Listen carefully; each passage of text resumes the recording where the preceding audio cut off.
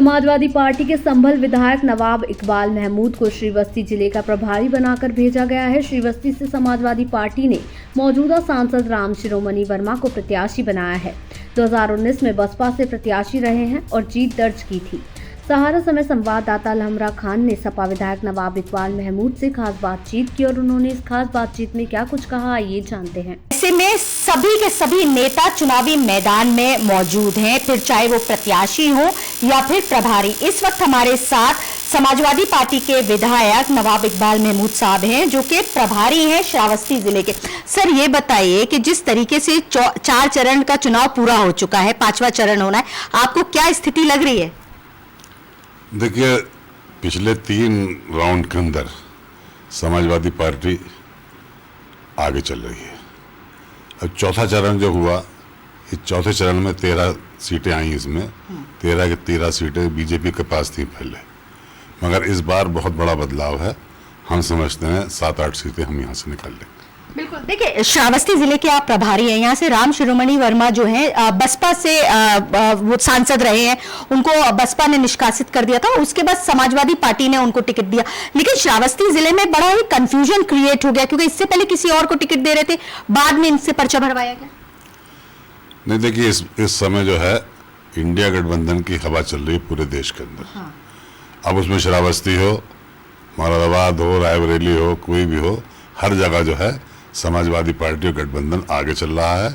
और वहाँ की स्थिति बिरादरी के हिसाब से भी जबरदस्त है, और जो हमारे फेवर में जाती है। वहाँ तो ब्राह्मण वोटर्स हैं, तो आप किस तरीके से उनको लुभाने की कोशिश करेंगे या टारगेट करेंगे उन लोगों को, क्योंकि इस बार आपका गठबंधन बसपा से नहीं होकर कांग्रेस के साथ है? देखिए, हमारी पार्टी जो है वो सब बिरादरियों से जुड़कर पार्टी है हमारी। हम विशेषकर पंडितों को जोड़ ये नहीं है, पंडित जी भी हमारे साथ हैं, ये लोग हमारे साथ दे रहे हैं, और उन्होंने वोट ही नहीं दिया, आशीर्वाद भी दिया, और हमारा कैंडिडेट मत जीतेगा।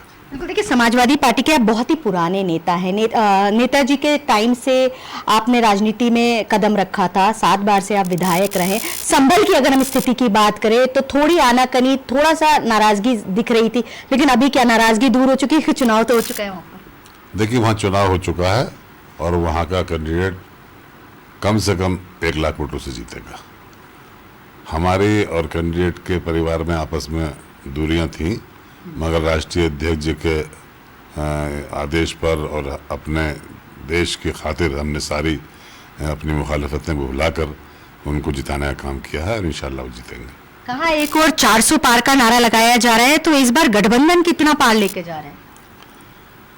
अब गठबंधन कितना लेगा इसका तो अंदाजा, मतलब मालूमात तो 4 तारीख को होगी, मगर उम्मीद यही है कि गठबंधन, क्योंकि हमारे नेता अखिलेश यादव जी और कांग्रेस के नेताजी ने ज़बरदस्त प्रदेश में नहीं बल्कि देश के अंदर घूमे फिरे हैं।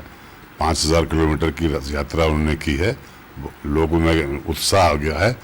अब जनता चेंज चाहती है, और उस चेंज के अंदर नजर उनको गठबंधन ही आ रहा है। बिल्कुल। देखिए, आप श्रावस्ती जिले के आपको प्रभारी बनाया गया है, तो किस तरीके से आप वहां पर जा करके लोगों को एकजुट करेंगे, क्योंकि एक अहम सीट है। पहले ये सीट बसपा का मौजूदा सांसद है वहां से, अब आपने उन्हीं सांसद को टिकट दे दिया है। देखिए, बसपा का तो अब कोई वजूद ही नहीं रहा। बसपा के सारे वोटर्स जो हैं वो अब समाजवादी पार्टी की तरफ आ गए, क्योंकि उन्हें मालूम हो गया कि ये इस वक्त की सरकार जो है भाजपा की, ये कॉन्स्टिट्यूशन में चेंज करना चाहती है, ख़त्म करना चाहती है, आरक्षण ख़त्म करना चाहती है। और हमारी पार्टी और हमारा गठबंधन जो है आरक्षण को पक्ष में है और ये रखना चाहता है। इसलिए सबके सब इस बात को समझ गए हैं कि भाजपा को और बसपा को छोड़कर हम समाजवादी पार्टी गठबंधन को वोट करेंगे। बिल्कुल, हमसे बात करने का बहुत बहुत शुक्रिया।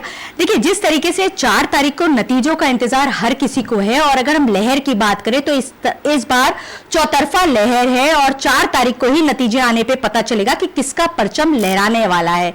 लखनऊ से कैमरामैन सत्येंद्र राय के साथ अलहमरा खान।